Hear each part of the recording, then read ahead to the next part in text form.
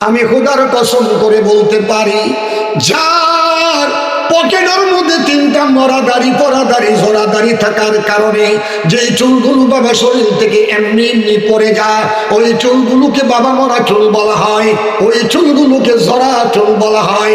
ওই জোড়া চুল আর মরা চুল আমার পকেটে থাকার কারণে যদি দুনিয়ার সূর্য আমার তাপ দিতে না পারে, খোদার কসম করে বললাম, আমার নবীর জিদ্দা দাড়ি তোটার মধ্যে লইয়া ময়দানে হাসরে দাঁড়াইবে যারা, যেদিন বাবা সূর্যটা মাথার অর্ধহাত উপরে আসবে, বর্তমান সূর্যটা এই জমিন থেকে 9,13,86,000 মাইল দূরে তাকিয়া তাপ দেয়, তারপরে বাবা ভাদ্র মাসে সহ্য করা যায় না, ময়দানে হাসরে বাবা এই সূর্যটা অর্ধহাত উপরে চলে আসবে, সূর্যের তাপে মাথার মগজটা ফুটন্ত তেলের মতো হইয়া জমিনের মধ্যে বাবা জমা হইয়া যাবে, কারো হাঁটু পর্যন্ত গামের পানি হবে, আবার কারো কোমর পর্যন্ত গামের পানি হবে, আবার কারো মাথার উপরে গামের পানি চলে যাবে।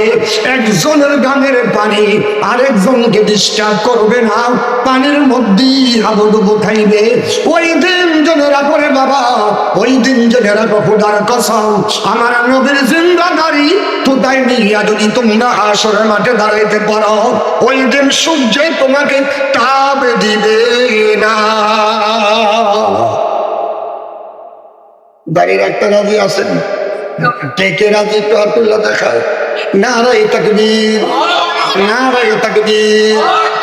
আমির আল্লাহ কবুল করেন। দুস্তরা দাড়ি তো রাখবেন, তবে কেমনে রাখবেন? দাড়ি রাখারও কিন্তু একটা তরিকা আছে। কেউ কেউ দাড়ি সামান্য রাখে, শুধুমাত্র থুতার মধ্যে লেগে থাকে, প্রতিদিন রাত্রে যেন ওই পোকায় খেয়ে খেয়ে ছোট করে রাখে। দাড়ি রাখবা কিভাবে?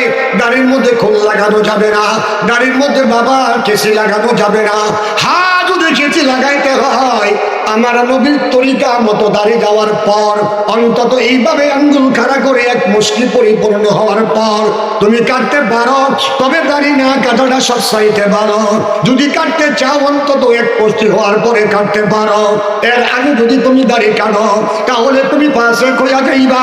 যদি তুমি দাড়ি চাষো তাহলেও ফাসেক হইয়া যাইবা, যদি তুমি দাড়ি চাষো তাহলে তুমি ফাসেক হইয়া যাইবা।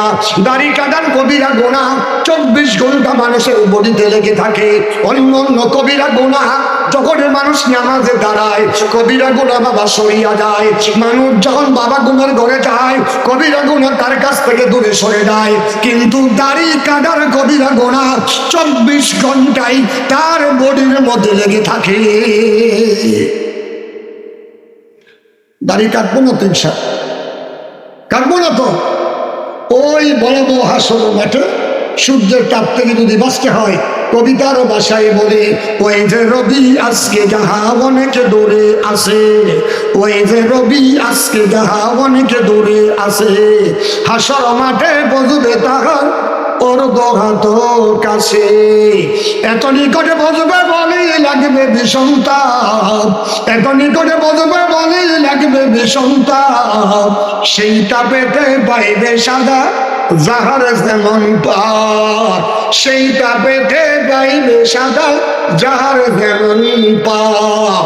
গুনাহগারের মাথার মগজ পড়বে গলে গলে, কাহারো হাঁটু কাহারো মাজা ডুববে গামের চলে, হাবুডুবু খাইবে গামে ডুববে কারো মাথা, কিন্তু মুমিন বান্দা পাবে আরশ তলে ছায়া। যারা মুমিন কারা নবীজির তরিকা